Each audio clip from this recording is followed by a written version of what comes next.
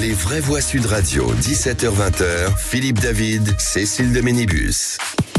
On vous souhaite la bienvenue, c'est mercredi. On espère que vous avez passé une bonne journée en notre compagnie. Ça va, Philippe David? Ça va très bien, Cécile de Ménibus, mais il m'est arrivé une chose assez bizarre il y a quelques instants. C'est-à-dire? J'ai été victime de pression arbitrale de la part d'une des vraies voix. Bon, je vous dirai pas qui c'est, il a été avocat général. On a une idée. Sur le qui c'est qui qu'il a dit, venant se plaindre de mon arbitrage qu'il considère partial. Et j'ai trouvé ça absolument... C'est inexact. Ah ben non. Je lui ai demandé des nouvelles de sa petite fille. Non, mais il n'y a pas que ça. Et après, j'ai dit que c'était pour corriger son arbitrage frauduleux par avance. Vous voyez un peu comment il vous soudoie? Ben moi, je trouve que ça mérite la prison pour vous, Philippe David. Voilà. Ah bon, et pas pour lui? Non, bah non, non, non, non. L'inversion des valeurs totale. Non, non, parce qu'il faut des preuves pour accuser des gens. Et j'ai des témoins. Alors j'ai assisté à la scène. Ah bah merci Olivier D'Artigol. J'ai Voilà. assisté à la scène. Ça donc installe dès le début de l'émission un climat délétère. Hein. Je demande Loïc comme avocat. Et je peux vous dire que Loïc Guérin, qui est témoin, va faire jouer son droit de retrait en tant qu'avocat.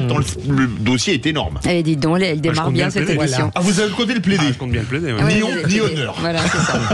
Le conflit d'intérêts étant ce qu'il était dans le pays, j'ai de la marge. Bien. Ça va, ouais. Cette ambiance magique de ce début d'émission. Pas joli. C'est pas très beau. Moi qui croyais qu'on était une famille, comme non. quoi. Ah oui, c'est de la famille Simpson, c'est ça. Oui, c'est ça. Allez, au sommaire de cette émission, on vous souhaite la bienvenue avec ce numéro de téléphone 0826 300 300. 17h30, le grand débat du jour. Le procureur de Marseille réclame des tribunaux spéciaux pour juger le trafic de drogue. Sa proposition reçoit l'aval sur Sud Radio de la ministre de la Citoyenneté et de la Ville. Mais Sabrina Agresti-Roubache précise que c'est au garde des Sceaux, Éric Dupond-Moretti, d'en décider, bien sûr. Alors parlons vrai. Est-ce que nous sommes désarmés face aux trafiquants de drogue? Est-ce que pour vous, la guerre contre les trafiquants est perdue ou est-ce qu'on peut la gagner et que c'est juste une question de volonté politique?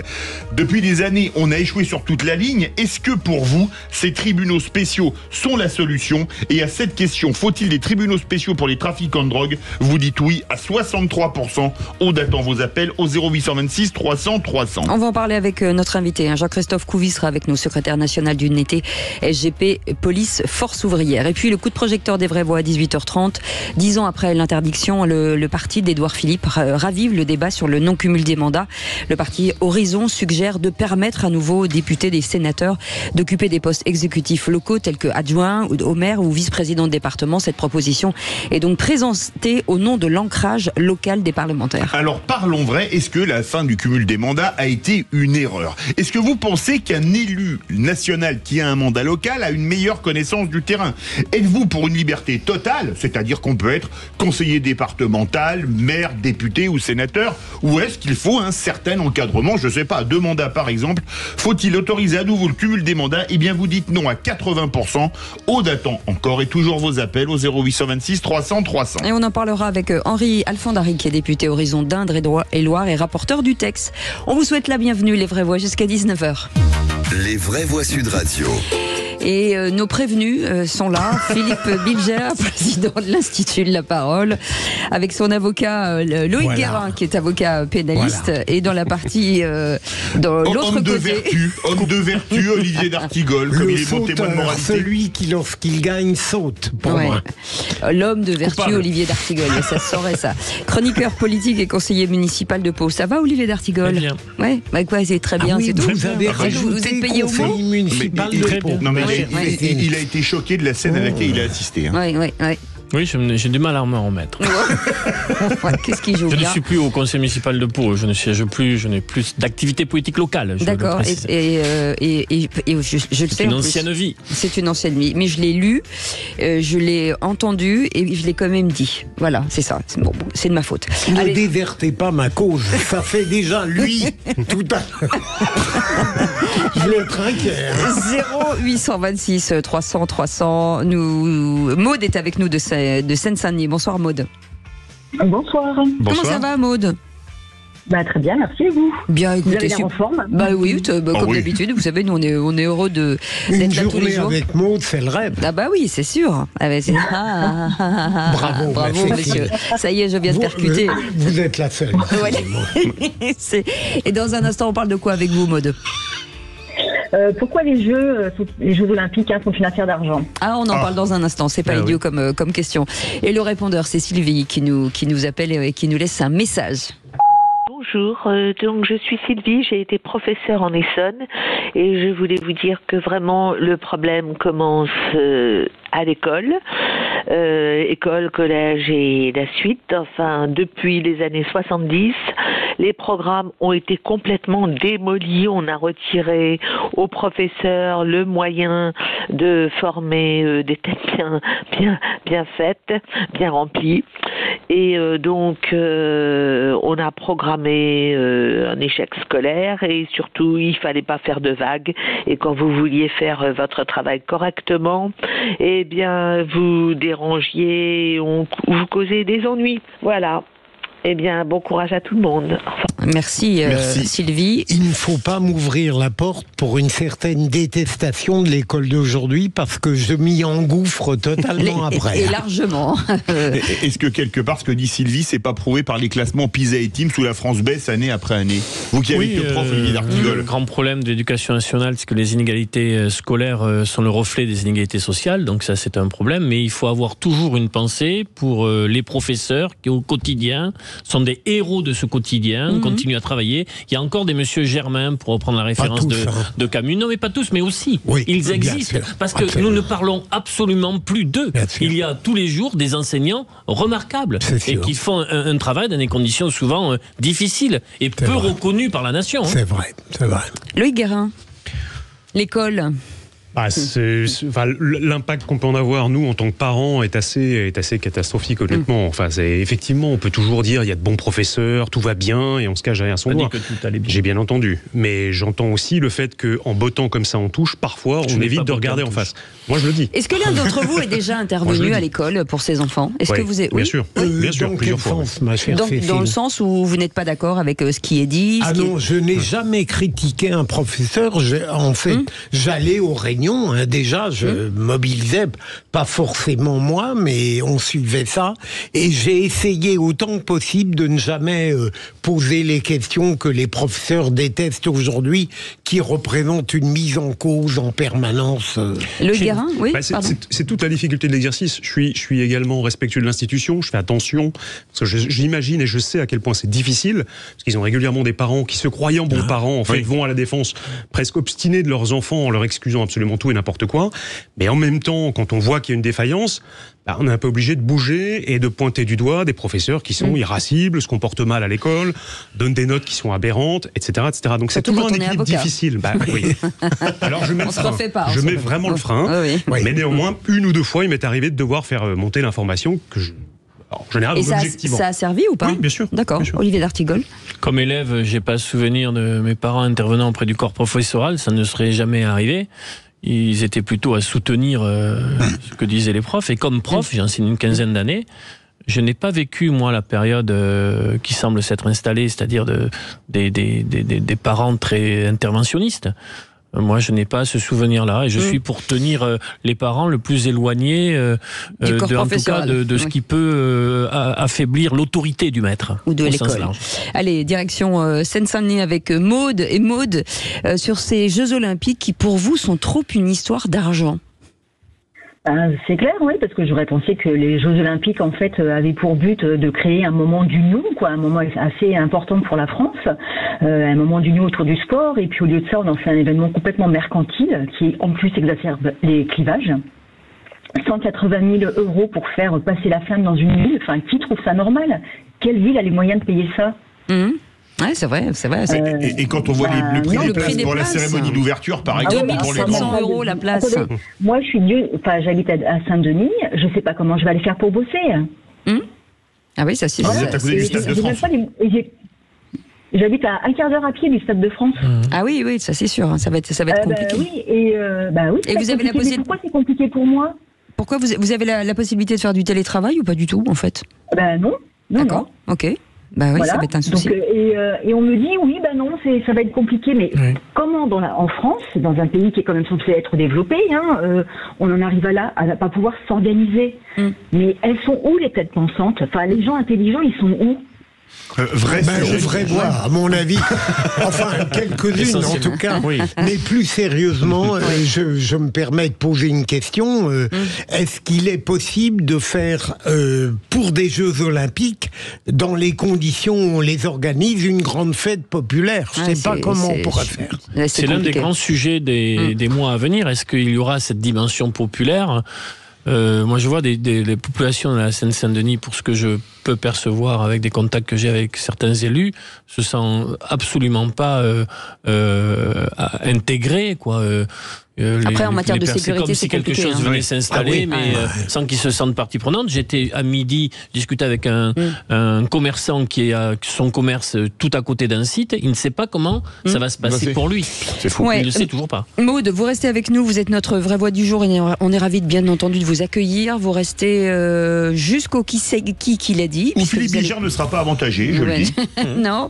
Et on espère que c'est vous qui allez gagner, bien entendu, et vous réagissez, bien sûr, à nos débats. Allez, dans un instant, les 3 mots dans l'actu. C'est avec Félix Mathieu. Le procureur, c'est quoi son réquisitoire aujourd'hui, mon cher Philippe ? Le maire de Pantin, je trouve, a des autorisations étranges. Ah, on en parle dans un instant. Et vous voulez réagir, Tata Aude est là. 0826 300 300, vous attend. Les vraies voix Sud Radio, 17h-20h, Philippe David, Cécile de Ménibus. J'aime bien quand Philippe Bilger fait des blagues, ça me fait rire. Elles sont foireuses. Non, elles sont... Non, évidemment, par rapport au vôtre. Sûr. Alors, si vous compariez à Mbappé au football, excusez-moi. Mon deuxième prénom est Modeste. Mais en fait, c'est vous, Philippe David, qui écrivez les blagues carambars. Non, ça c'est pas. Non, ça vole trop pour moi. Ah oui, c'est bien au-dessus de vous. En attendant, aujourd'hui, Philippe Bilger est avec nous, Loïc Guérin et Olivier d'Artigol et vous au 0826 300 300. Félix Mathieu arrive dans un instant avec les 3 mots de l'actu. Bonsoir Félix Mathieu, pardon. Bonsoir. De quoi parle-t-on ? Bonsoir Cécile, bonsoir tout le monde. On va parler de Nikki Haley qui se retire de la course à l'investiture républicaine et qui donc laisse le champ libre à Donald Trump pour être candidat républicain à l'élection présidentielle de novembre. On va parler aussi d'un échange tendu tout à l'heure à l'Assemblée nationale à propos de la condition féminine et puis de l'avortement. Après la France, l'Espagne envisage de le constitutionnaliser, ce droit. En 3 mots, ça donne donc retrait, femmes et avortement. On en parle dans un instant. Tout de suite, le réquisitoire du procureur. Les vraies voix Sud Radio, le réquisitoire du procureur. Philippe Bilger. Et c'est sur une soirée qui s'est tenue à la mairie de Pantin que vous voulez requérir monsieur le procureur. Oui, le maire de Pantin a autorisé une soirée de solidarité avec le peuple palestinien et l'association dans laquelle il y avait tout de même quelques membres qui avaient participé à la barbarie du 7 octobre. À la limite, on ne va pas raviver cet éternel débat sur Israël, le Hamas, la Palestine, mais ce qui m'a intéressé, c'est que ça va se faire dans une école publique, et même les gens qui étaient favorables à la tenue de cette soirée étaient choqués à cause du fait que l'école publique allait être le lieu où elle allait se dérouler. Et le maire de Pantin n'a pas changé d'avis, a continué à l'autoriser, et c'est quelque chose qui me choque tout de même, ce mélange des gens. Je n'ai pas compris une information au début de votre propos, cher Philippe, qui est d'indiquer que des personnes qui auraient participé à l'horreur du 7 octobre participeraient Voilà, à cette initiative, mais sous quel c'est pas des représentants du Hamas. Non, mais je veux dire, il y a une soirée de solidarité organisée avec le peuple palestinien et avec l'association parmi laquelle il y a eu des membres qui ont effectivement, c'est l'Anwar, un nom comme ça, Anwar, parmi lesquels on a identifié au moins 7 membres qui avaient participé. Mais qui ne seront pas à Pantin, faut le dire. Non, c'est là où il y avait une... Non, mais pardon, vous faites bien de me permettre de clarifier une pensée pour une fois très obscure, mon cher Olivier. Un mot, Loïc Guérin. École publique, ça pique un peu, oui. En terrain des principes, l'absence de participation d'école publique à ce genre de débat, ça me gêne. On n'est pas du tout sur le forum où on devrait être, à mon avis, mais bon. Bon, moi, je suis favorable à... Vous savez, là, sur Gaza, il faut que ça s'arrête. Ah oui, beaucoup de voix le disent, Gaza, faut que ça s'arrête. Et il y a une belle tribune d'Anne Sinclair aujourd'hui, qui est des initiatives locales à partir du moment où la condamnation des actes des terroristes du Hamas le 7 octobre est très nette. Je pense que les initiatives de solidarité doivent se tenir. Dans quelles conditions, après, il faut regarder. Allez, merci beaucoup. Tout de suite, les 3 mots dans l'actu avec Félix Mathieu. Les vraies voix Sud Radio. Bonsoir Félix, 3 mots dans l'actu qui sont retrait, femmes et avortement. Donald Trump devient officiellement candidat de son parti républicain pour la présidentielle de novembre. Il remporte 14 États sur 15 lors du Super Tuesday. Sa rivale Nikki Haley se retire de la course à l'investiture. Être une femme aujourd'hui en France, c'est pas seulement une chanson de Sardou, c'est l'anaphore autour de laquelle une députée LFI et la ministre Aurore Berger se sont écharpées aujourd'hui à l'Assemblée. L'une parlant bilan de Macron sur la condition féminine et l'autre répondant affaire Quatennens. Et puis l'Espagne veut suivre l'exemple de la France et faire entrer dans sa constitution le droit à l'avortement. Les vraies voix Sud Radio. Je suis remplie de gratitude pour l'effusion de soutien que nous avons reçu de partout dans notre grand pays. Mais le moment est maintenant venu de suspendre ma campagne. C'était la dernière adversaire de Donald Trump encore en lice dans les primaires républicaines pour la présidentielle de novembre. Nikki Haley jette l'éponge sur une quinzaine d'États. Seul le Vermont ne s'est pas offert à l'ancien président lors du Super Tuesday.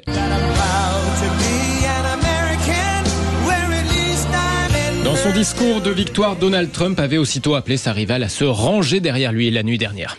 We have no choice because November 5th is right around the corner.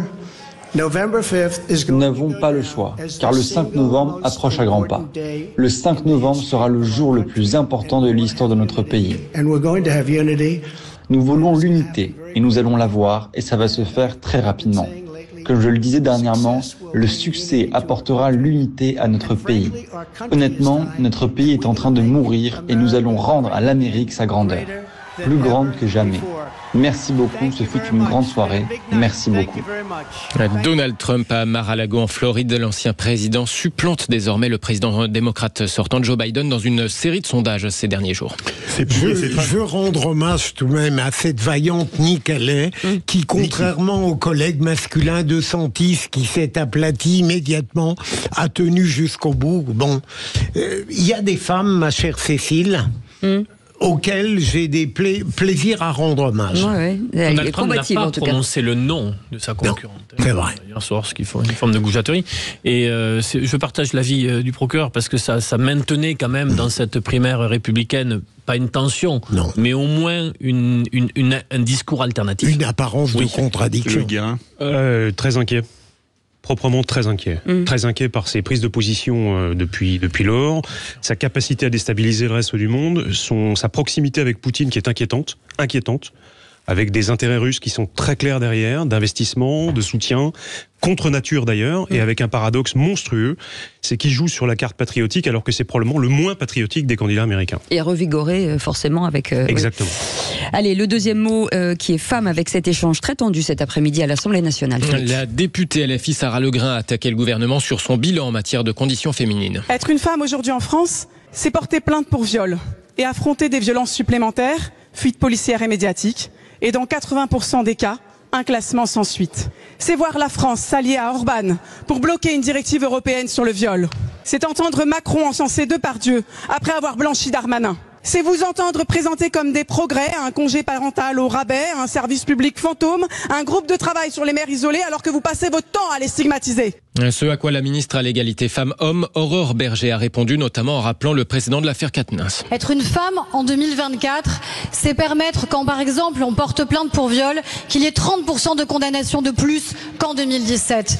C'est faire que ces condamnations pour viol, elles soient dans 98% des cas de la condamnation à de la prison ferme. Mais être une femme en 2024, c'est considérer malheureusement que vous avez un groupe politique qui devrait faire son examen de conscience sur le sujet. Être une femme en 2024, c'est constater avec regret que quand un député est condamné pour violence conjugale a réintégré vos rangs, vous vous êtes levé comme une seule femme et comme un seul homme pour l'applaudir. Aurore Berger et Sarah Legrain à l'Assemblée nationale cet après-midi. Le moment unité nationale autour de l'IVG aura donc duré pas le temps qu'il aura duré. Troisième mot, avortement. Après la France, l'Espagne envisage de le faire rentrer dans la Constitution. Oui, c'est l'annonce d'un des partis de la gauche gouvernementale au pouvoir en Espagne. Il veut pousser à son tour pour constitutionnaliser le droit à l'IVG, comme en France. Tout à l'heure, c'est la porte-parole du gouvernement français qui annonçait vouloir, au niveau européen, pousser ce droit pour le faire entrer dans la charte des droits fondamentaux de l'Union. Forcément, cette annonce au niveau européen prendrait une autre dimension au-delà du symbole, vu les restrictions ces dernières années en Europe de l'Est. On l'a vu en Pologne ou en Hongrie. Merci beaucoup Félix Mathieu. Allez-vous rester avec nous dans un instant, le grand débat du jour. Des tribunaux spéciaux pour juger les trafiquants de drogue. C'est ce que demande le procureur de Marseille, Nicolas Besson. Philippe. Alors parlons vrai. Est-ce que nous sommes désarmés face aux trafiquants de drogue? Est-ce que pour vous, la guerre contre les trafiquants est perdue ou est-ce qu'on peut la gagner, que c'est juste une question de volonté politique? Depuis des années, on a échoué sur toute la ligne avec cette question qui s'impose. Faut-il des tribunaux spéciaux pour les trafiquants de drogue? Et pour le moment, sur Twitter, vous dites oui à 74%. Et pour en parler, Jean-Christophe Couvi est avec nous, secrétaire général d'unité SGP Police Force ouvrière. Bonsoir beaucoup. Merci d'être avec nous. Petite question avant de partir en pub. Est-ce que les trafiquants peuvent aujourd'hui faire pression sur les jurés populaires? Bonjour. Écoutez, dans l'absolu, oui, puisqu'en fait, lors des assises d'un procès, on a le nom des jurés, les avocats le nom, et effectivement, les personnes qui assistent au procès ont aussi le nom et pas l'adresse, mais la profession. Donc effectivement, on pourrait imaginer qu'il peut y avoir des pressions, mais après c'est sévèrement puni et on essaie de protéger aussi les personnes. Merci. Alors, vous restez avec nous. On revient dans un instant. On fait une petite pause. 0826 300 300. À tout de suite. Philippe David, Cécile de Ménibus. On vous souhaite la bienvenue. On a bien choisi nos vraies voix aujourd'hui. Nous avons un ancien procureur, nous avons un avocat, nous avons un ancien élu ou un élu d'une manière ou d'une autre. Et donc ça regroupe à peu près tous les sujets du jour. C'est tout. On a bien choisi. Ça va? Ah oui, très bien. Choc. Ça va? Vous êtes content? Vous êtes content? Non mais il stresse parce qu'il pense que Bilger va être favorisé pour le qui c'est qui l'a dit. J'ai assisté à une scène juste avant l'émission qui ne me plaît pas du tout. Ah ouais. Allez-y, c'est quoi le problème? Allez-y. Un échange entre Philippe Bilger et Philippe David qui portait sur le quoi qu'il a dit. Oui, mais c'était pas un échange, c'était des pressions. Non, c'est pas. J'ai une fin de non-recevoir. Pourquoi est-ce qu'une enveloppe a été échangée? D'un arbitre qui fraude. Moi, j'aimerais bien que l'accusateur répète le nom du jeu déjà. Mais c'est crédible. On n'arrive jamais à le dire. Excusez-moi, Olivier d'Artigol, il y a vice de procédure. On est d'accord, monsieur? Je suis d'accord. En tout cas, en termes de crédibilité, c'est pas bon. C'est pas le quoi qu'il a dit, c'est qui l'a dit ou rien. Voilà, c'est ça. On est d'accord. Le même jeu d'ailleurs. On peut y aller ou pas? On peut reprendre le cours de l'émission? Oui, parce qu'on a des gens qui attendent au standard. Allez, tout de suite, le grand débat du jour. Les vraies voix Sud Radio, le grand débat du jour. Je crains que nous ne soyons en train de perdre la guerre contre les trafiquants à Marseille. Il faut renforcer évidemment les services de police, le tribunal judiciaire de Marseille. Il faut absolument des tribunaux spéciaux pour juger les trafiquants de drogue. C'est au garde des Sceaux de répondre en réalité à cette question. Mais si moi je dis oui. Pour nous donner un corpus juridique qui nous permette de lutter contre ce phénomène. Parce que les procédures sont tellement longues qu'on en arrive à devoir libérer des trafiquants parce que leur mandat de dépôt est dépassé, qu'on est obligé de les laisser partir. C'est pas acceptable. Et donc le procureur de Marseille réclame des tribunaux spéciaux pour juger les trafics de drogue. Oui, alors parlons vrai. Est-ce que nous sommes désarmés face aux trafiquants de drogue? Ça fait des années et des années que la situation empire, par exemple, notamment à Marseille. Est-ce que pour vous, la guerre contre les trafiquants est perdue? Ou est-ce qu'il faut une politique beaucoup plus répressive qui passe peut-être pas automatiquement par ces nouveaux tribunaux? Depuis des années, on a échoué. Est-ce que ces tribunaux sont pour vous la solution? Et à cette question, faut-il des tribunaux spéciaux pour les trafiquants de drogue? Vous dites oui à 65%.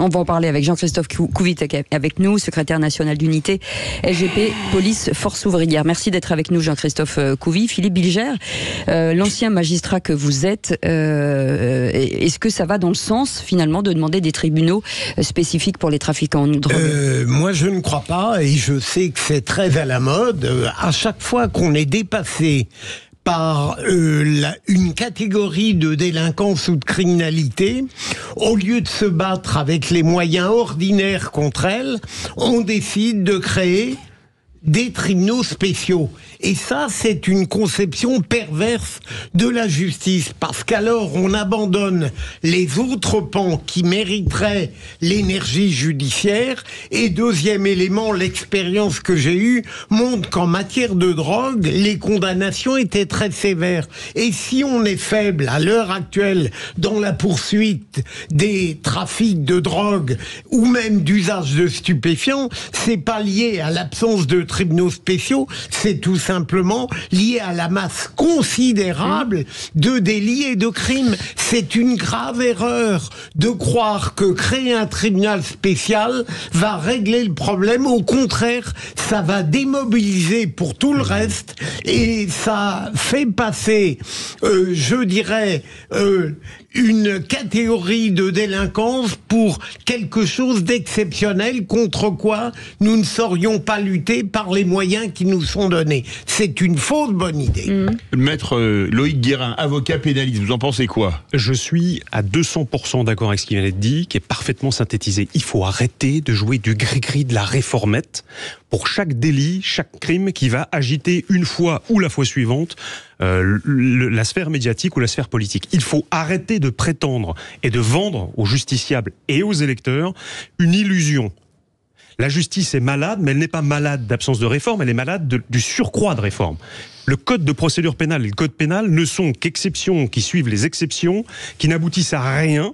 On n'écoute pas les gens du terrain, on ne fait que détricoter ce qui aurait dû être maintenu. La police judiciaire est un bon exemple. C'est trop court ici pour en débattre.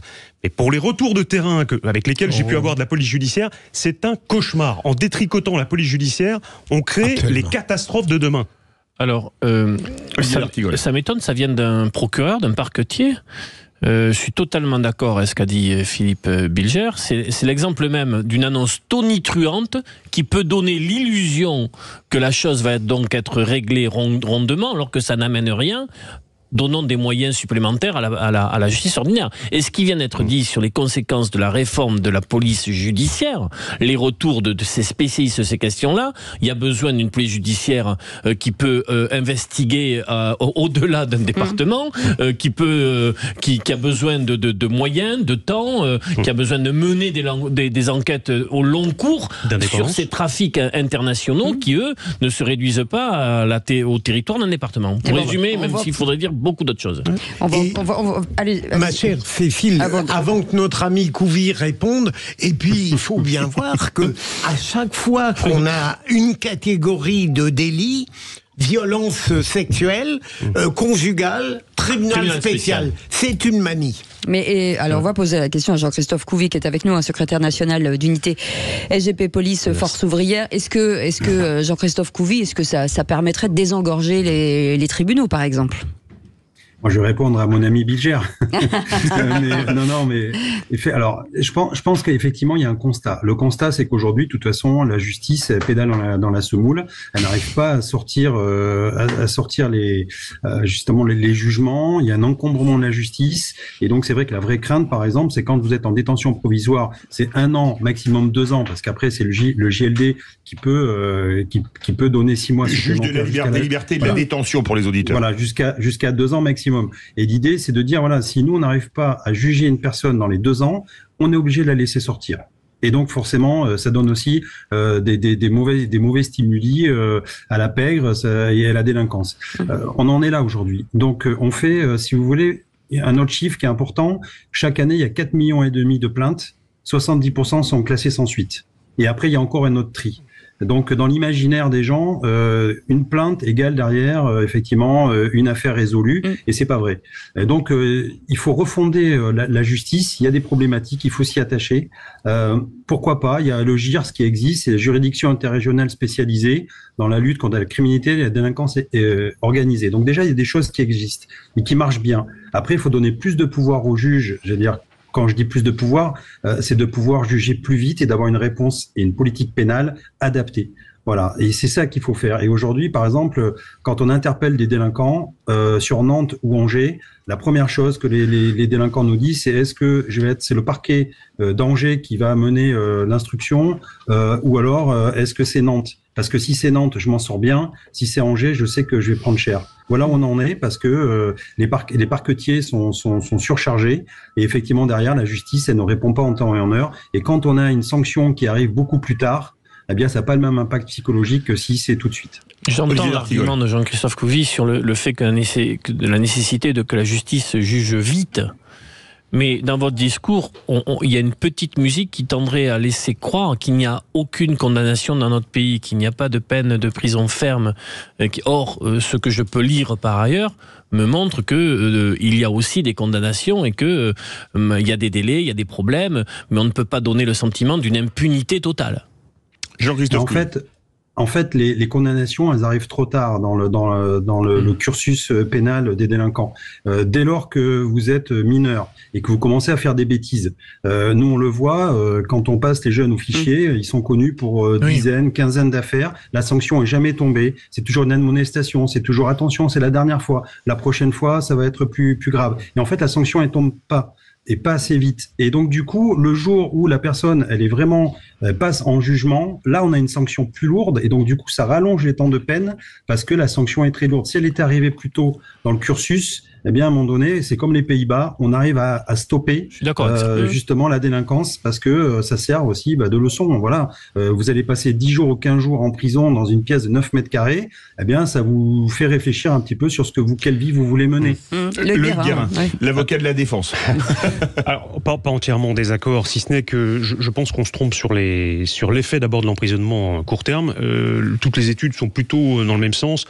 Un emprisonnement court est une peine, ce qu'on appelle les peines criminogènes. C'est-à-dire qu'en général, quand vous en sortez, vous êtes pire. Parce qu'on vous apprend à faire mieux, parce que vous traînez avec des délinquants beaucoup plus durs, et puis parce que ça ne sert strictement à rien, si ce n'est à déraciner quelqu'un quand parfois il a un peu de moyens de se rétablir. Quand on parle de trafic de stupéfiants, on parle d'une catégorie de population très variable. Vous avez à la fois la petite main à la fin, et puis des gens qui sont très organisés, qui en général échappent plutôt au coup de filet, et qui nécessitent plutôt, à mon avis, pour être dématérialisés, neutralisés, des enquêtes poussées, longues, et qui nécessitent effectivement un temps. Notamment fiscal. Fiscal, sur les avoirs. Et là-dessus, il ne faut pas se tromper. Contrairement à ce que les gens pensent, aujourd'hui, il y a même, pour être franc, des excès. En défense, on a de gros problèmes avec ça. On a permis les saisies, ce qui est une bonne idée, d'avoirs. Alors, d'avoir, c'est l'argent, c'est les voitures de luxe, c'est beaucoup de choses. Les maisons. Les maisons. Il y a clairement un excès, et vous verrez qu'on en parlera dans quelques années. Il y a un excès dans les saisies, mais c'est une bonne façon, par exemple, d'appréhender certains types de délinquance. Mais est-ce que, alors c'est une question à vous quatre là, est-ce qu'il ne faudrait pas simplifier le code de procédure pénale ? Est-ce que là, à un moment donné, c'est aussi ce qui ralentit la justice peut-être ? Non, ça c'est...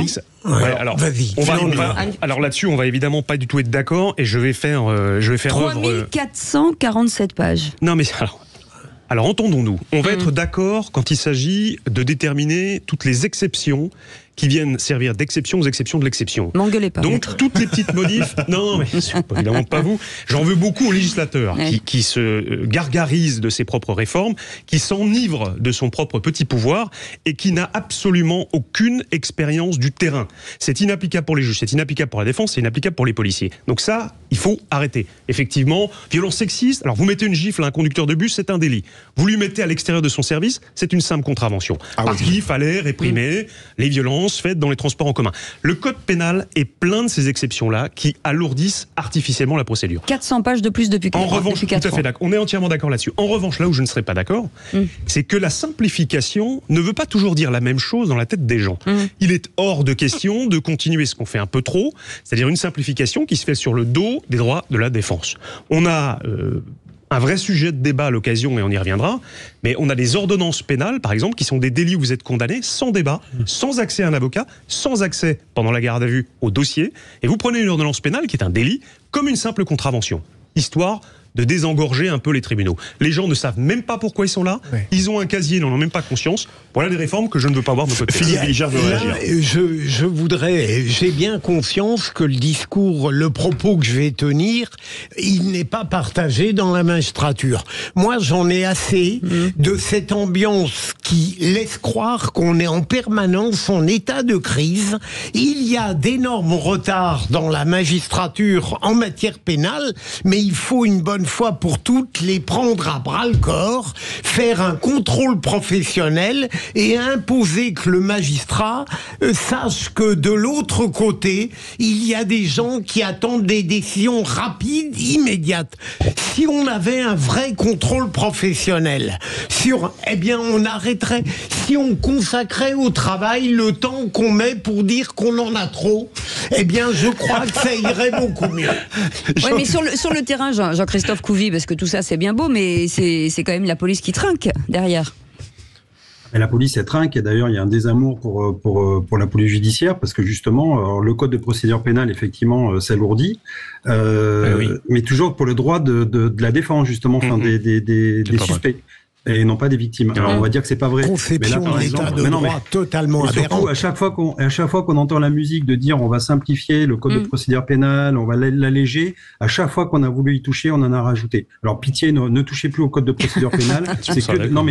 À chaque fois on nous vend encore une fois toujours on nous vend du sable dans un désert. C'est les pauvres procéduriers, je les plains. Et les procéduriers, alors on a déjà nous policiers, on a un problème dans la procédure. C'est-à-dire qu'on a une procédure normalement qui devrait être beaucoup plus simplifiée aussi par des systèmes d'informatique qui ne marchent pas. Ça fait des années que ça ne marche pas. On est obligé d'imprimer des procédures en 11 dossiers différents. Donc ça fait des centaines et des centaines de pages, des feuillets à signer. Les magistrats aussi demandent souvent des feuilles plutôt que des supports vidéo, etc. Donc voilà, ça encore une fois, il faut qu'on trouve une solution là-dessus, effectivement. Après, on voit que la procédure, malheureusement, pour nous, je veux dire, elle évolue. Là, par exemple, la géolocalisation téléphonique, maintenant, il faut encore une autre autorisation par un juge indépendant. Alors, on perd, si vous voulez, de l'élasticité, on perd de la réactivité. On a réussi désolé maître, mais on a réussi à faire échouer, l'avocat lors d'une perquisition, où c'était pour nous un souci supplémentaire quand on fait une perquise d'attendre un avocat alors qu'il y a déjà 2 témoins. Voilà. Après, je veux dire, chaque fois, on nous rajoute quelque chose, et derrière, il y a toujours la Cour européenne des droits de l'homme qui est là pour nous rajouter des charges supplémentaires en France. Alors soit on bascule dans une procédure pénale à l'américaine ou à l'anglaise, et dans ces cas-là, chacun fait son boulot et on s'affronte le jour du procès. Du procès, pardon, voilà. Soit dans ces cas-là, on continue à instruire à charge et à décharge. Et auquel cas, on fait à la française. Mais en fait, on est entre les deux, là. Mot de la fin avec Maud. Maud, votre avis, Maud. Maud. Là, je suis bien obligée d'avouer que je suis d'accord avec vous. Avec qui? Avec vous, avec ce que vous dites, en fait. Oui. Mais c'est parce que je pense qu'il manque vraiment de rationalité. Et que aujourd'hui, il faudrait appliquer les peines immédiatement. C'est pour ça que je ne comprends pas. Pardon, il n'y a pas de solution, moi. Oui, c'est pour ça que je ne comprends pas que dans le cadre du trafic de drogue, vous ne soyez pas plutôt enclin de dire, voilà, on a des magistrats qui sont spécialisés dans le trafic de drogue parce que c'est quand même un fait très grave, et on accélère les procédures et voilà. Mais ça ne l'accélère pas, Cécile. Quand j'étais à Bobigny, j'avais Roissy, je vous assure que les sanctions étaient très lourdes. Ça allait très vite. Mais d'abord, il faut respecter l'administration de la preuve, même en matière de stupéfiants, et ensuite c'est une perversion de croire qu'en juxtaposant une multitude de tribunaux spéciaux, on va rendre la justice plus efficace. Je suis pas convaincu. Le mot de la fin, Jean-Christophe Couvi, vous y croyez ou c'était juste un effet d'annonce? C'est les magistrats qui le demandent, mais on en a parlé ce matin avec Sabrina Agresti-Roubache. Pour vous, c'est un nouvel effet d'annonce? Écoutez, au moins ça a le mérite d'y réfléchir et de lancer des pistes, mais surtout ce qu'il faudrait aussi changer, même quand on assiste à un procès, on voit qu'effectivement, par exemple, les policiers, nous on est obligés d'expliquer toute la façon dont on a mené l'enquête avec tous nos subtilités, et en fait en face, oui, vous avez des avocats, vous avez aussi des gens qui assistent aux tribunaux, et vous avez aussi des délinquants qui prennent des notes, et qui après s'en servent pour contrecarrer les investigations de la police, parce qu'ils se servent de ça. Donc en fait, on demande aussi à la réflexion d'avoir entre guillemets des coffres-forts juridiques avec l'anonymisation aussi. C'est pas normal qu'on ait tous nos noms balancés comme ça, y compris les jurés. On peut protéger un peu plus les gens et les enquêteurs. C'est ce qu'on demande, c'est l'anonymisation déjà. Merci beaucoup, Jean-Christophe Couvi, d'avoir été avec nous. En tout cas, ça permet d'une vraie réflexion. Secrétaire national d'unité SGP Police Force Ouvrière. On peut en débattre encore, mais il y a des pistes. Il y a des pistes. Allez, on peut toujours. Une autre piste, c'est. On pourrait même dire on devrait supprimer les avocats. Ça pourrait être une piste. Voilà. Loïc Guérin, on a une bonne et une mauvaise nouvelle. Alors, il n'y a plus d'avocats, mais il y a qui c'est qui l'a dit. Oui. À tout de suite. Ce sont deux mauvaises. Vraie Voix Sud Radio, 17h-20h, Philippe David, Cécile de Ménibus. C'est important dans les vraies voix d'avoir toujours un avocat, surtout pour le qui c'est qui l'a dit. Je vous le dis tout de suite. Le problème, c'est que est-ce que Loïc Guérin va pas tricher lui-même, avocat pénaliste, je ne sais pas. Alors, je suis accusé. C'est un honnête homme. Olivier d'Artigol. Je fais 0 en général, donc je ne vois pas comment je pourrais tricher. Je fais 0. Je suis garant. Oui, mais immunité. Bon. On ne sait jamais. Les choses peuvent changer. Philippe Bilger, Olivier d'Artigol. Oh, calmez-vous tout de suite. Il est pressé de gagner. Avec Maud, on souhaiterait que ce soit vous qui gagnez, s'il vous plaît. Allez tout de suite, le qui c'est qui l'a dit. Ah bah oui, nous aussi. Allez, à tout de suite. Les Vraies Voix Sud Radio, le quiz de l'actu. Alors Maud, on se concentre. C'est une première question. Qui c'est qui l'a dit? Ça vaut 1 point. L'État n'est pas une pompe à fric. Maud. Je sais pas, il y a Macron. Le maire. Bonne réponse de Philippe Bilger, Bruno Le Maire. Il n'y a qu'un point. Il n'y a qu'un point, Maud. Excusez-moi, le ministre des Finances qui dit ça, c'est pas surprenant. La preuve qu'il l'a su. Ils vont nous laisser gagner. C'est vrai que c'était assez logique d'ailleurs. Oui, c'était logique. Question, qui c'est qui l'a dit à 2 points justement sur la dette publique française. Si Bruno Le Maire avait un peu de dignité, il démissionnerait. C'est un député qui a failli être président de la commission des finances. Tanguy. Bonne réponse d'Olivier d'Artigol, Jean-Philippe Tanguy. Ah oui, par contre, Maud n'a pas répondu. Moins 2. Pardon. Vous aviez la réponse. Vous aviez la réponse. Bien sûr qu'elle avait la réponse. Bien sûr, j'avais la réponse. Bien sûr. Bon, on donne 2 points à Maud. Bah oui, bien sûr. Voilà. Bien entendu. Heureusement que Cécile est là pour contrôler la Désolé. Ouais, c'est ça. Désolé. Et elle avait aussi la réponse pour la première question. Mais voilà, on Elle a préféré la laisser à Philippe Bilger. Voilà, c'est tout, c'est comme ça. On a des auditrices qui sont canons. Bah voilà, c'est comme ça. Moi, on ne triche pas. Allez les amis, 3 points, parce que là c'est 3 points, on rigole pas là, on n'est pas là pour s'amuser. 3 points, qui c'est qui l'a dit? Bruno Le Maire ne pourra pas régler la question des 10 milliards en catimini. C'est un député, Maud. Ouais. Il y en a tellement. Une Angaucha Franchement, je sais pas. Coquerel. Non. Pas du tout. Le président de la commission des finances. C'est un député LR un peu transgressif. Un peu dissident. Bonne réponse de Philippe Bilger. 3 points. Il y en a qui vont sauter, ça sert à rien. Excusez-moi, ce petit énervement de D'Artigol. Il est déloyal, à mon avis. Bon, qui c'est qui l'a dit? C'est difficile aujourd'hui ce que vous avez fait, Philippe David. On monte le niveau, il y a D'Artigol qui est là. Allez, 2 points sur Jean-Luc Mélenchon. Ça ne m'intéresse. Non, qui c'est qui l'a dit sur Jean-Luc Mélenchon? Sur Jean-Luc Mélenchon, voilà. Ça ne m'intéresse. Il n'y a pas de pas? Il y a un pas. Ça ne m'intéresse pas de commenter ou de polémiquer avec ce triste cire. Ces tweets sont méprisables. Maud. C'est une présidente. Langue. Maud. Présidente. Voilà, je sais pas, écoutez. Bonne réponse. Prenez le main ici. Premier. Non. Médor, Raffi. Je vous en prie. Mais vous J'ai dit Braun. Excusez-moi, mais vous êtes des psychopathes en fait. Oui. C'est fou. Cécile, qui l'a dit? Juste avant Olivier d'Artigol. Regardez. Allez, excusez-nous. Je vais parler de sa petite fille. Non, le juge de paix, c'est Benoît, notre réalisateur. D'Artigol. Et ben voilà, Benoît va utiliser la VAR. Et la VAR est intransigeant. J'ai porté les Béarn, mon petit cadeau Pourtant, pour vous. je l'aimais bien, Benoît. Qui c'est qui l'a dit? C'est une question à 2 points sur la guerre en Ukraine. Écoutez bien, Maud. Il faut mettre en échec la Russie sans lui faire la guerre. Ah oui. Ah ouais. Il est dyslexique. Séjourné. Mais là, vous avez parlé avant. Je l'avais. Non. Hein? Maud, vous le saviez? Oui, elle le savait. Elle le savait. Non. Oui. Bien sûr que. Non, Oui, c'est pas si, Sébastien elle savait. Lecornu, c'est Stéphane Séjourné. Si, elle vient donnez de le dire, point, elle vient de Maud. dire Monsieur Séjourné. Non, mais parce que je viens de le dire. C'est très net. Elle l'a répété. Mais non, mais oui, mais ça qu'importe le chemin pour y arriver. Maud, je vous le donne. Ouais. C'est gentil, merci. Allez, la Alors, dernière. 2 points à Maud. Allez, une question, c'est à vous, Cécile, non? Oui, c'est 2 points. Allez, on fait vite. J'ai l'impression que M. Macron utilise le conflit en Ukraine pour faire de la politique intérieure et jouer le rôle de chef de guerre. Qui a dit ça, Maud? Maud, c'est un député. Ouais. Il y a beaucoup. Ouais, il y a beaucoup de députés. Ouais, Député insoumis. Ouais.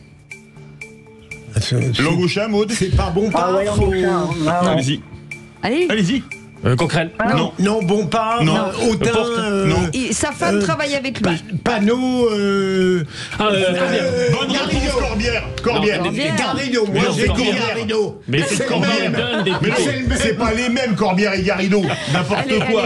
Allez. Qui a gagné? Vite. Eh ben, match nul. Maud 4 points. Philippe Bilger 4 points. Olivier D'Artigol 4 On points. peut pas en sortir une autre pour le départager.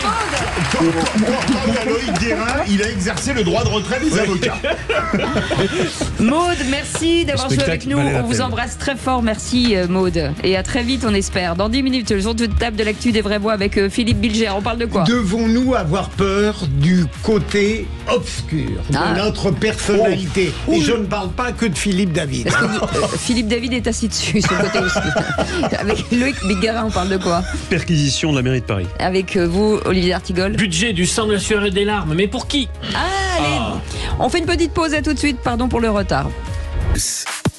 C'est les vraies voix tous les jours de 17h à 19h avec Philippe David, bien entendu. Ça va, Philippe? Ça va toujours très bien, Cécile. Bon, formidable.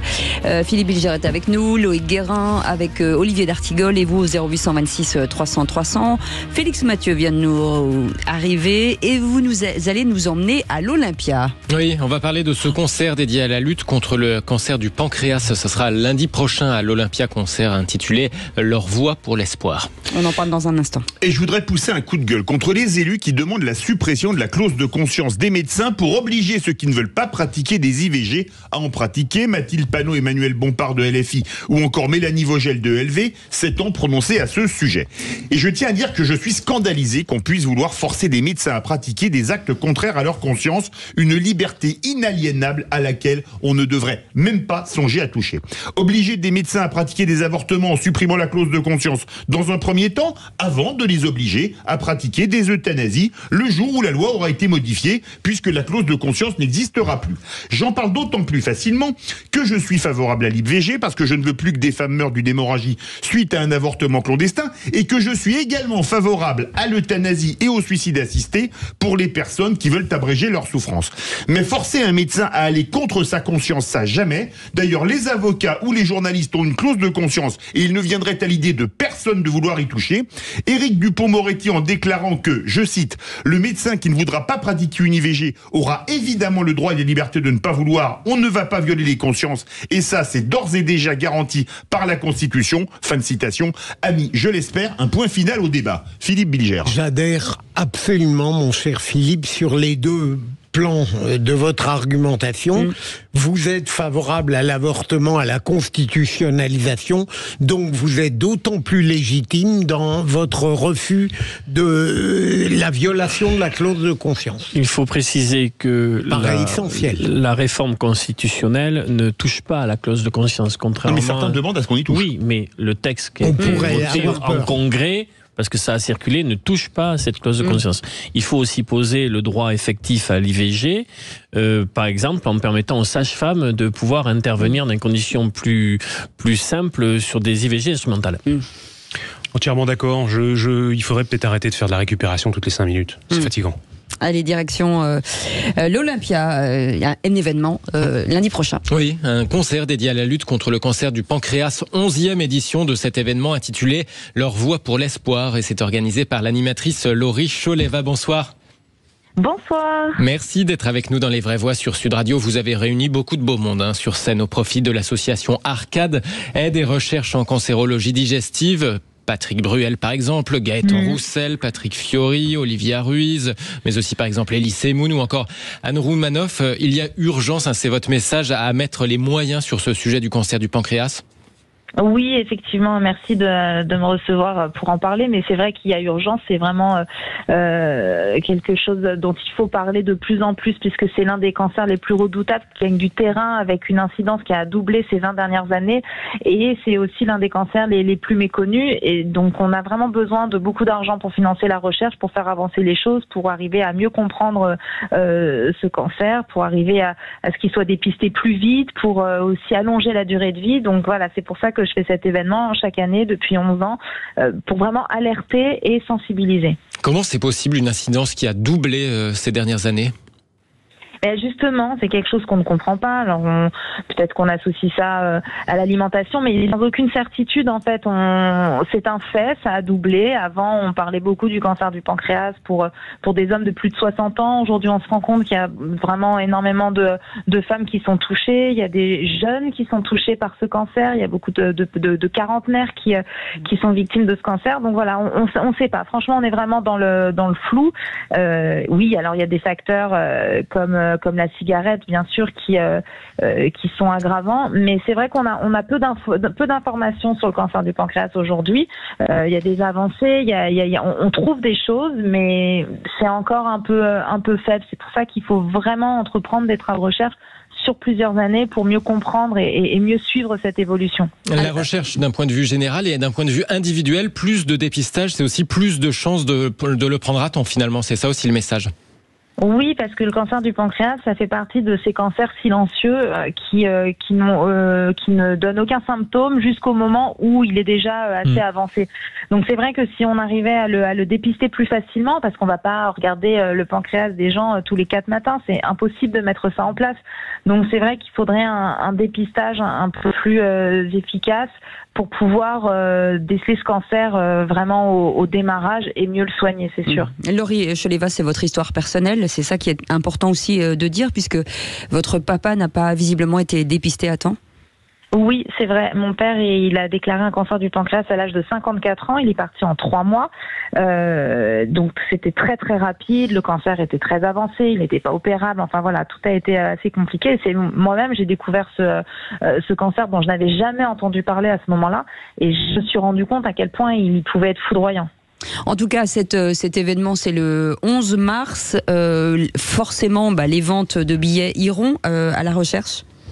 Oui, l'essentiel en fait, l'intégralité des bénéfices de cette soirée va à la recherche et va à la Fondation Arcade, qui est une fondation qui est reconnue d'utilité publique, qui rend donc des comptes à l'État et dans laquelle nous avons fléché un fonds de recherche, en fait, spécialement sur le cancer du pancréas depuis 11 ans. Donc voilà, dès qu'on reverse de l'argent à la Fondation Arcade, ça va à la recherche pour le cancer du pancréas.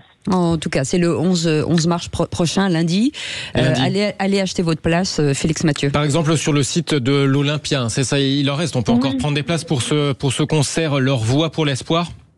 Sur le site de l'Olympia, dans tous les points de vente habituels, vous pouvez prendre des places. Et ce qu'il faut juste préciser, et Cécile le sait bien parce qu'elle nous soutient depuis 11 ans, elle vient chaque année, merci beaucoup, c'est que c'est vraiment une soirée festive. Voilà, c'est vrai, ça peut faire peur, on parle de cancer, mais la soirée, c'est vraiment un moment de fête, c'est une parenthèse et c'est vraiment un moment où voilà, on profite du spectacle, des artistes et on passe une bonne soirée. Donc vous pouvez venir. Et bon, je rappelle que les artistes seront Patrick Bruel, Gaëtan Roussel, Patrick Fioré, Olivia Ruiz. Oui. Elie Semoun, Anne Roumanoff et encore plein d'autres, bien entendu, puisqu'il y a toujours des surprises dans cet événement. Merci beaucoup, Laurie Choleva, d'avoir été avec nous. On sera là le 11 mars, on vous rappelle, donc sur le site de l'Olympia. Dans un instant, le tour de table de l'actu des Vraies Voix avec Philippe Bilger. On parle de quoi ? Le côté obscur qui est en nous. Ne regardez pas comme ça, Philippe, je vais parler de moi. Avec Loïc Guérin. La perquisition à la mairie de Paris. Et avec vous, Olivier d'Artigol. Le côté très clair de ce que veut faire le gouvernement concernant le futur budget. Bon, on en parle dans un instant. À tout de suite, soyez les bienvenus. C'est les Vraies Voix jusqu'à 19h. Les Vraies Voix Sud Radio, 17h-20h. Philippe David, Cécile de Ménibus. Avec une équipe de choc aujourd'hui, des tricheurs, mais une équipe de choc. Philippe Bilger est avec nous. Un tricheur. Le clan des tricheurs. Il y a un tricheur, un menteur et le troisième. Le troisième, intouchable. Pour vous servir, il est là. J'ai pas pris un point, donc à l'évidence, j'ai pas triché. Vous parlez à votre service. Vous parlez de Loïc Guérin, bien entendu, Olivier d'Artigol. J'ai bien compris que vous renvoyez sur votre ami à droite. Allez, tout de suite, le tour de table de l'actu des Vraies Voix. Oh, dites, je vais envoyer les actualités. Vous venez les voir dans la cabine? Je vais vous raconter une histoire pas banale. Et vous me racontez pas votre petite journée? On a assez perdu de temps comme ça. Le tour de table. De l'actualité. Ah oui, quand même. Et Philippe Bilger, vous qui êtes le Dark Vador du qui c'est qui l'a dit, vous voulez parler de notre côté obscur. Le Figaro a parfois des rubriques psychologiques, mais très passionnantes. Il pose des questions, et la dernière, c'est « Devons-nous avoir peur de notre côté obscur ?» Et ça me passionne d'autant plus que je sais que je l'ai, que je raffole du côté obscur qui existe en moi. On l'a vu tout à l'heure. Hein. Non, mais réellement, sans que forcément il soit perçu par les autres. Et si ça m'intéresse, c'est que beaucoup de gens ont peur, en revanche, de leur côté obscur, parce qu'il est fait d'hostilité, de haine, de jalousie, de frustration, alors qu'en réalité, ils ne devraient pas en avoir peur, dès lors que ce côté obscur se conjugue, s'accorde avec le côté clair, si on en a. Pourquoi vous me regardez? Mais précisément parce que vous savez que vous n'êtes le premier. Mais plus sérieusement, et donc l'être humain, la nature humaine, est une sorte de conglomérat, de synthèse généralement heureuse entre les ombres et les lumières, et j'avoue qu'il est un petit peu pathologique d'avoir un tel goût pour les ombres. Mais j'espère que parfois elles sont compensées par les lumières que je donne lors du jeu. Olivier d'Artigol, qui va se venger. Non, mais c'est un sujet abyssal. Ah oui. Oh là, bah c'est le cas de... Oui. Pardon. Oui. Surtout quand je regarde Philippe David. Pourquoi? Parce que vous pensez que j'ai touché le fond, c'est ça, comme c'est un sujet abyssal. Mais dans cette période d'ultra communication, réseaux sociaux, etc., ça ne fait que creuser aussi la mise en scène de toutes les personnalités. Et cette mise en scène, bien sûr, essaie de dessiner le profil le plus positif, il me semble. Quels sont ceux qui aujourd'hui disent, ben voilà, l'autre face de ma personnalité. Certains le font. Le romancier Tesson, par exemple, en parle de manière magnifique. Je suis pas loin d'en être fier, moi, du côté obscur. L'ombre et la lumière, si bien décrit par Philippe Bilger. Non, ça vaut le haut, cette émission. Hein. On est d'accord, et ça m'intéresse ou m'interpelle plutôt d'autant plus que c'est un peu le cœur de mon métier. Ouais, ce que j'allais dire, beaucoup de vos clients, ça, c'est sûr. Qui sont rarement binaires, les humains sont souvent les deux, et une partie du travail, que ce soit du délit col blanc ou moins sophistiqué, on a souvent, nous, besoin d'aller chercher ce côté lumineux pour essayer de le mettre en relief, parfois même de faire en sorte que l'individu s'en rende compte lui-même, parce qu'il y a une tendance parfois à s'ensevelir soi-même sous le côté obscur, et puis le faire au mieux rayonner devant une juridiction. On parle de la personnalité, évidemment, pas des faits. Mais ce ne sont plus des clients, ce sont des patients. Il y a un peu de ça. Oui. D'ailleurs, de la même manière qu'en général, quand ça se passe pas mal, un client vous dit « J'étais très content de vous avoir rencontré, j'espère ne plus jamais vous revoir. » Ah oui. Le point de vue psychologique, c'est très intéressant. Ça me rappelle le gars qui disait « Je suis très content de mon avocat. » Je lui ai dit « J'espère que l'inverse est vrai. »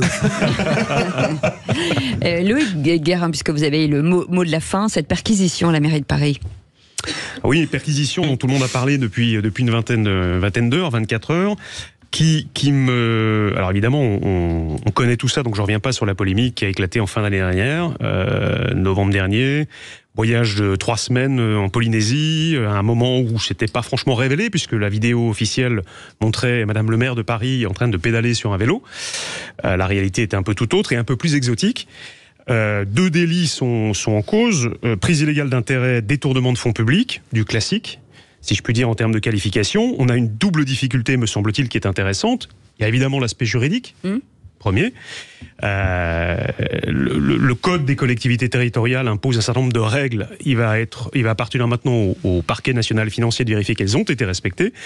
Et contrairement à ce qu'on pourrait penser, je pense que c'était un des intérêts d'évoquer ce sujet ce soir, ce n'est pas simplement parce que Madame le maire aurait réglé de sa propre poche un certain nombre de dépenses tout à fait personnelles qu'elle est nécessairement hors de la NAS.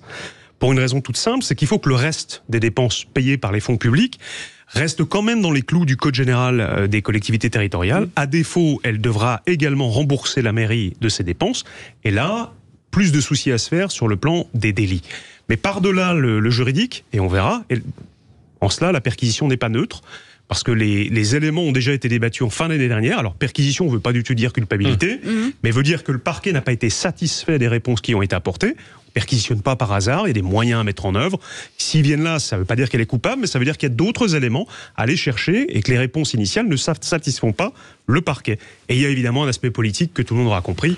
Qui est et moral aussi ou pas? Moral aussi, il y a beaucoup d'hypocrisie, avec une ville de Paris qui impose une espèce de boboisation écologiste punitive et pas mal handicapante pour les citoyens lambda. Elle voyage en hélicoptère, en avion et nous parle du réchauffement climatique. Même si vous n'avez pas été le meilleur, mon cher Loïc, dans le Kikadi, vous devez vous êtes clairement un excellent avocat, et pour une raison, je suis sérieux, c'est que vous êtes très clair. Non mais vraiment, ça n'est pas évident. Hein. Olivier d'Artigol. Nous verrons. Non, vraiment, vous vous mouillez là. On sent que vous avez envie de vous engager dans le débat. J'ai trouvé dans les éléments, pour ne pas dire les éléments de langage, mais dans les réponses de l'exécutif parisien, ou en tout cas de l'entourage d'Anne Hidalgo, l'expression d'une certaine forme de fébrilité. Je me souviens, pour ne pas dire davantage. Donc nous verrons bien. Je n'aime pas aller aux conclusions alors que l'enquête démarre. Alors que Brossat avait eu l'air de dire que c'était dérisoire. Et est-ce qu'on a un autre exemple de ce type Oui. Alors en pénal, j'en ai pas en tête, mais j'avais vérifié tout à l'heure par curiosité. En matière d'annulation, alors sur le plan administratif, la jurisprudence administrative est assez sévère. Et c'est logique d'ailleurs, parce qu'elle vérifie les dépenses somptuaires parfois de certains maires ou de certains élus locaux qui ont tendance à dépenser des fonds publics à tort et à travers. Ça arrive. Et il y a des sanctions.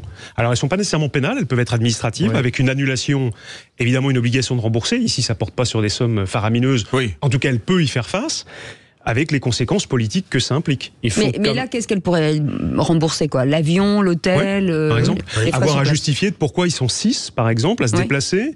La mission était triple de ce que j'ai cru comprendre, dont d'ailleurs le réchauffement climatique, plus ou moins. Donc, pique un petit peu quand même.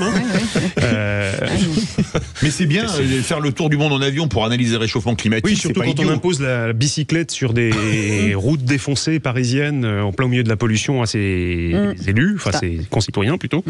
Non, mais ça pique vraiment. C'est-à-dire qu'il y a un petit côté, pardon, c'est un peu caricatural, vous m'en excuserez, mais il y a un petit côté collier de la reine. Qui revient régulièrement. Au très petit pied.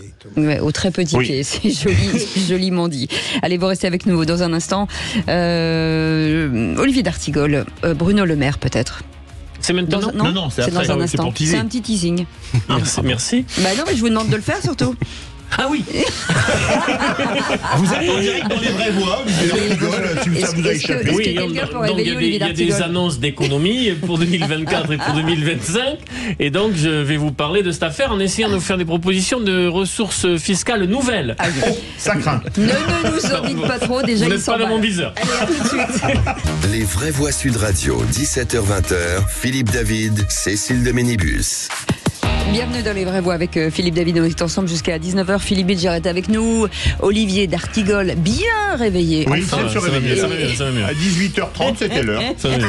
Et le gars est avec nous, bien entendu. Et vous, au 0826 300 300. Le tour de table de l'actu des vraies voix. Sur Bruno Le Maire, peut-être, Olivier d'Artigol. Je peux y aller, là? Oui. Allez-y. Donc, quelle insolence. Nous allons beaucoup parler, ça a commencé, du budget 2024, mais déjà aussi du budget pour l'année prochaine, qui devient un sujet politique chaud. Mais Bruno Le Maire nous dit donc là qu'il faut un coup de frein d'urgence. Première observation, le budget donc n'avait pas été construit, c'est pas la première fois, sur quelque chose de sincère. Notamment sur les prévisions de croissance. De mémoire 1,4 pour 2024. Les économistes, quasiment tous, avaient dit c'est déraisonnable. La rectification se fait à 1%. Beaucoup disent aussi c'est peut-être encore un peu trop optimiste.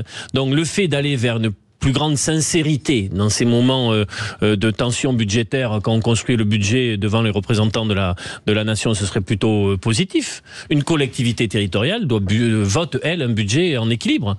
Elle ne doit pas faire n'importe quoi. Premier élément. Donc là, je pense que ça aiderait d'aller un peu plus vers le réel. Pour aller à l'idéal, ça sera plus tard. Deuxième chose, il y a un grand tabou dans notre pays depuis quelque temps concernant la répartition de la richesse entre capital et travail, y compris des économistes libéraux, pas des hétérodoxes, pas des insoumis, pas des zadistes, disent que peut-être que la rémunération du capital aujourd'hui va trop loin. Que la cupidité dans certains domaines, notamment des techniques d'optimisation fiscale très agressives, n'ont que trop duré. Donc là, on me dit qu'il va falloir serrer la vis sur l'assurance chômage. L'État veut reprendre la main, l'enlever au paritarisme. On donne d'autres possibilités d'économie. Mais j'espère qu'on va pouvoir avoir un beau débat sur la réforme fiscale qui nous permettrait de justement ne pas être uniquement sur des coups de rabot avec des budgets construits de manière insincère. Philippe Bilger. J'ai entendu déjà cette argumentation et je me renouvelle très peu. Non, mais Olivier, je suis un besogneux, donc j'ai un truc, je lâche plus. Mais vous avez noté que je m'étais bien gardé de prononcer votre nom pour faire croire que vous inventiez. et donc non, mais sérieusement, sur le premier point, d'ailleurs, vous aviez répondu, j'avais sans doute tort de dire que la politique était d'une certaine manière l'art de l'insincérité et qu'il est probablement possible, même sur votre premier point, d'aborder quelque chose de plus. Le deuxième point, alors là, je ne suis pas un spécialiste, mais ça ne me semble pas incohérent, votre proposition. Loïc Guérin. Deux commentaires. Un peut-être un peu simpliste, mais il est toujours intéressant de voir ceux qui nous dirigent depuis XXX années, quel que soit le bord politique d'ailleurs, venir nous expliquer comment il faut arrêter de dépenser n'importe comment, alors que ce sont eux qui sont aux manettes. C'était mon coup de gueule d'avant-hier, 50 ans de déficit budgétaire. C'est un tout petit peu agaçant parce que les récipiendaires, à la fois de la décision initiale qui nous appauvrit et de celle suivante qui nous appauvrit encore un peu plus, sont toujours les mêmes, c'est-à-dire le contribuable. Ça me pique un petit peu là aussi. L'autre point aussi, c'est les dépenses. On en fait certaines, et je sais, moi aussi je serais besogneux, je reviens sur le même sujet. Les JO en sont à 8,8 milliards. C'est une décision qui a été prise, dont les retombées économiques, jusqu'à preuve du contraire, sont faibles. En réalité, elles sont largement neutralisées par les inconvénients, c'est-à-dire les Parisiens qui ne resteront pas chez eux, qui partiront, feront du télétravail et autres. Et jusqu'à preuve du contraire, dans les 20 ou 30 dernières années, les JO n'ont jamais rien rapporté aux villes qui les ont accueillis. 8,8 milliards pour le moment, avec d'autres dépenses sur lesquelles je ne reviens pas, mais j'ai quelques informations intéressantes là-dessus aussi. On ne pouvait pas éviter de les dépenser, ces sommes-là. 2,5 milliards pour le palais de justice en partenariat public-privé, c'est-à-dire un leasing de luxe qui plombe le budget de l'État. On ne pouvait pas essayer de faire mieux à une époque où les taux d'intérêt étaient très faibles. Donc venir nous expliquer après coup qu'il faut taper dans les services publics pour récupérer l'argent qu'on a dépensé n'importe comment avant, pardon, mais ça pique. Oui, mais c'est quoi la solution ? Olivier d'Artigol. Moi, je suis d'accord pour une revue des dépenses publiques. Il faut regarder là où il y a du grain à moudre, comme on dit. Mais je suis encore une fois qu'on n'ait plus de tabou sur la manière d'aller chercher de nouvelles recettes fiscales. Je suis par exemple sur le fait que tout le monde paye l'impôt sur le revenu. Mais à gauche, tout le monde ne dit pas ça. Que ce soit un euro symbolique, mais qu'on aille chercher, Oui, mais vous voyez ce que je dis, que même un euro pour démarrer, mais qu'on aille chercher donc de la progressivité. Aujourd'hui, les exonérations de cotisations de charges sociales patronales sur les plus bas salaires, qui fait une trappe à SMIC et juste au-dessus du SMIC, est un vrai sujet pour l'efficacité économique. Mais il y a des économies à faire aussi dans le millefeuille administratif. Oui, beaucoup. On est d'accord ? Dans les régions, dans les communautés. Une suradministration dans la santé publique, par exemple. Oui. Quand les soignants ont eu le pouvoir pendant la crise sanitaire, l'hôpital a bien marché. Oui, mais c'est étrange on a le temps là, il reste une minute à peine. C'est étrange de voir à quel point tout le monde parle d'économie, mais dès qu'on les demande où elles vont être faites, on ne sait plus. Lors des campagnes présidentielles, c'est très clair. Ça avait été résumé par un homme politique, j'oublie son nom, qui avait dit les Français aiment la réforme, mais pour les autres. Moi j'ai une idée, le salaire de Philippe David, mais après vous en faites ce que vous voulez. Allez, vous restez. Mais on n'ose même pas l'avouer. Tout le monde a peur d'évoquer ce sujet. Déjà l'idée qu'il soit payé pour faire ça me gêne. Je vous le dis tout de suite. Allez, dans un instant, le coup de projecteur des vraies voix. Les députés du groupe Horizon proposent le retour du cumul des mandats, Philippe. Oui, alors est-ce que que la suppression du cumul des mandats a été une erreur pour vous?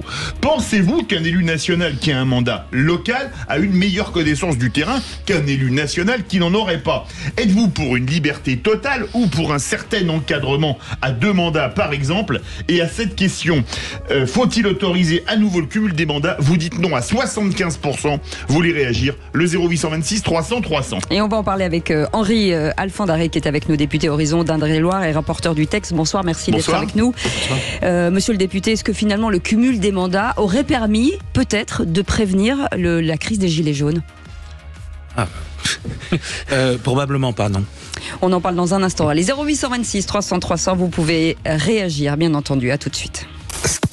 Cette émission extraordinaire, et encore, j'y vais mollo, hein, oui, parce que vous êtes on est vraiment très modéré là dans votre appréciation. Très modéré. Avec Philippe Bilger qui est avec nous, Loïc Guérin, avocat pénaliste, et notre ami et Olivier d'Artigol. Enfin, ça c'était avant notre ami. Tout de suite, le coup de projecteur des vraies voix.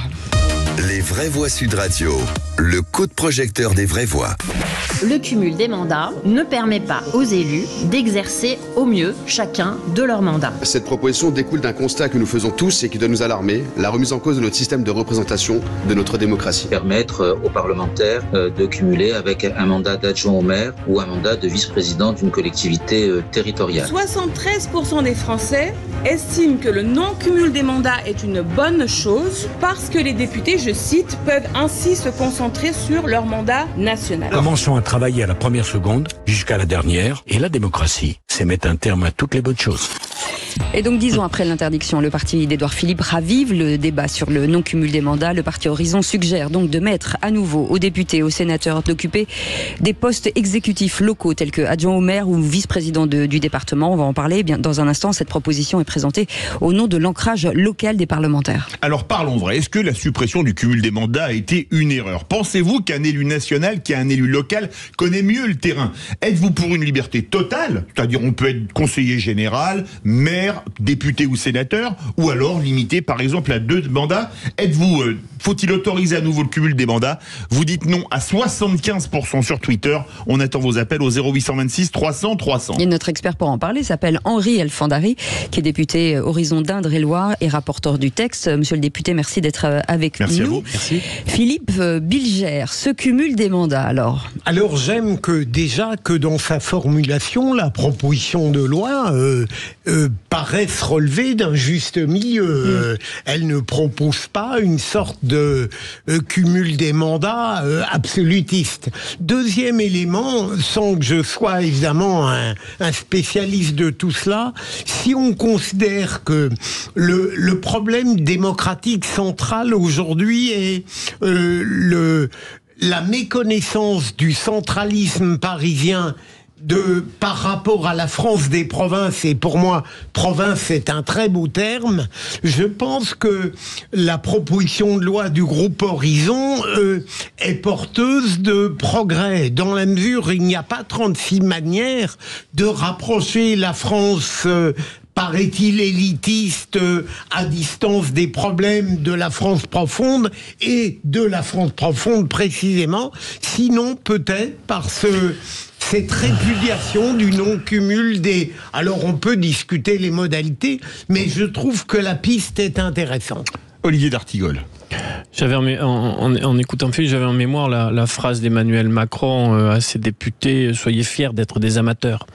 Il m'arrive de participer à des débats où des parlementaires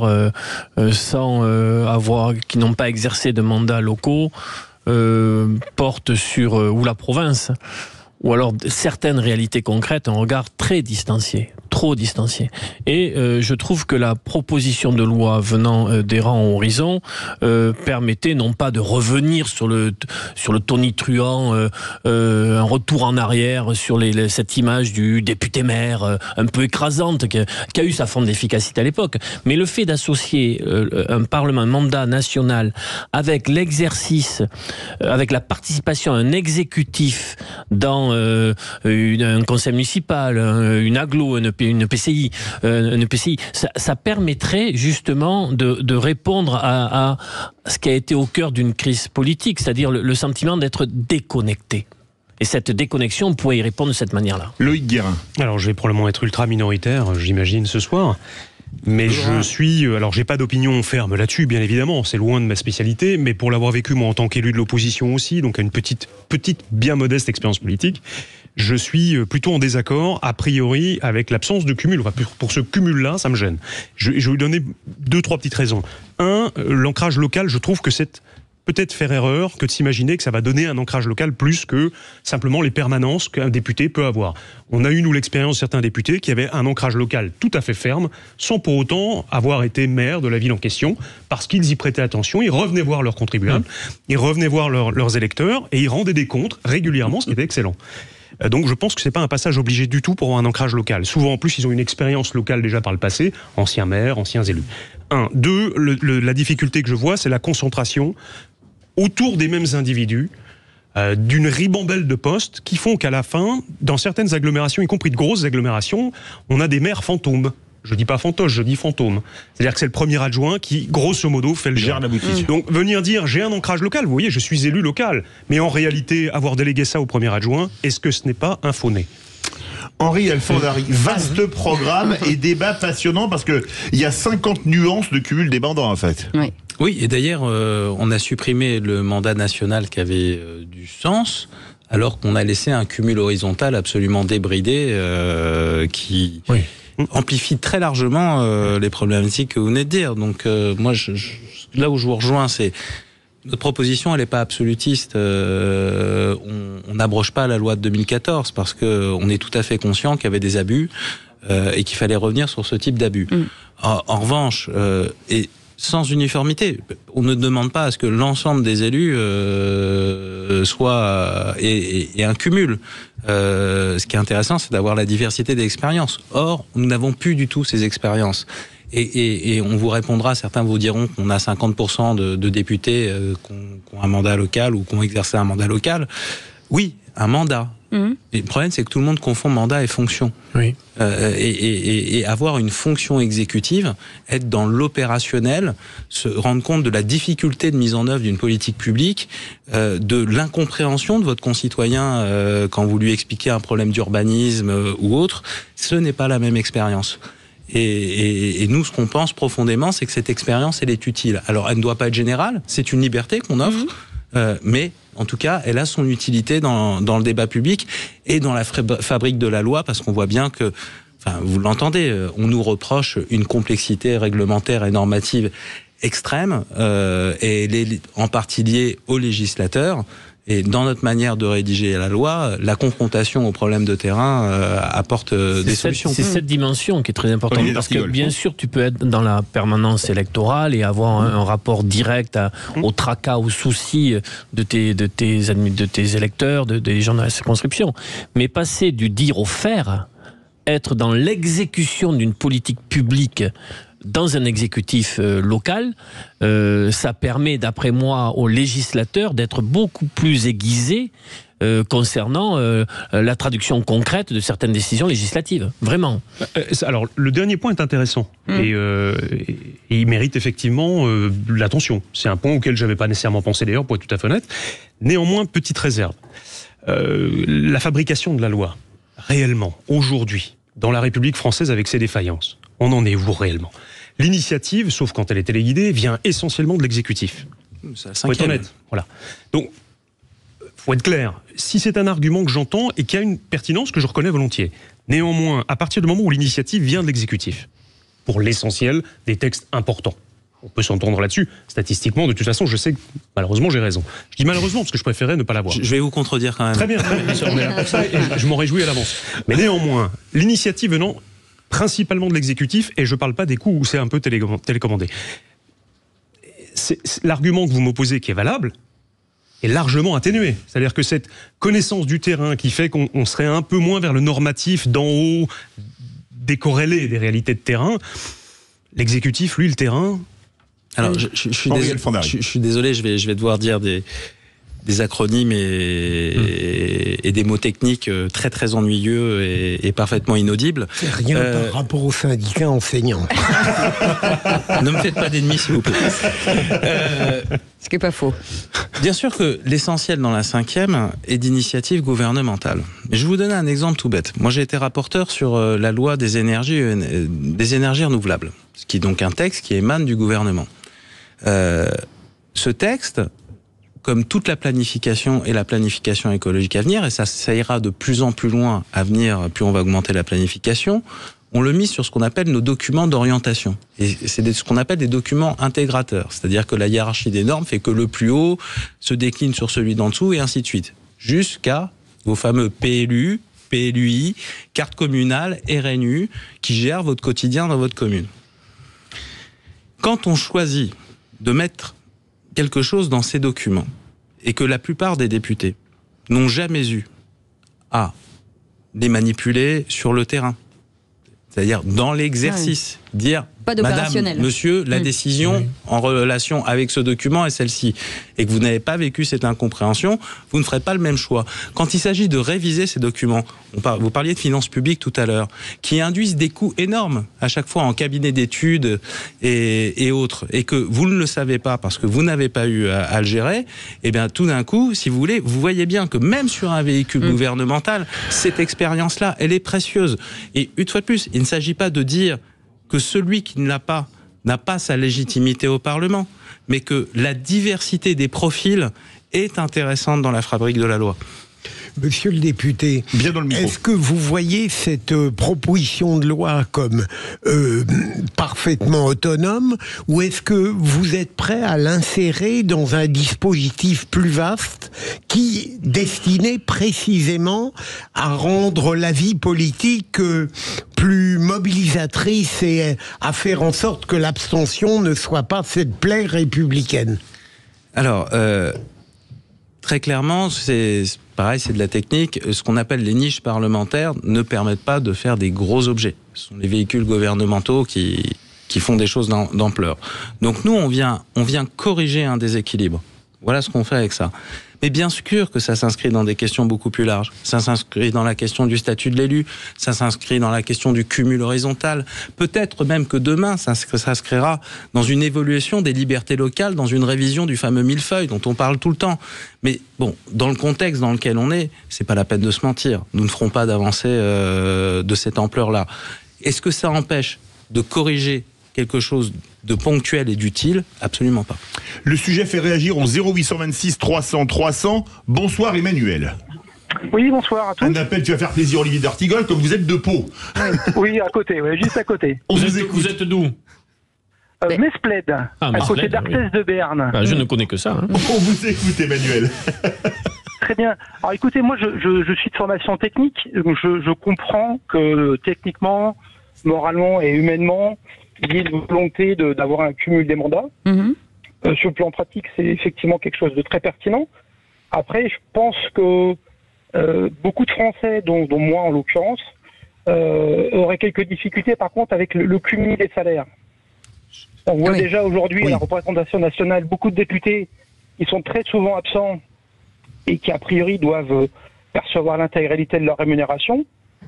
Si on va vers le cumul des mandats, un être humain ne peut pas se couper en 2 ou en 3.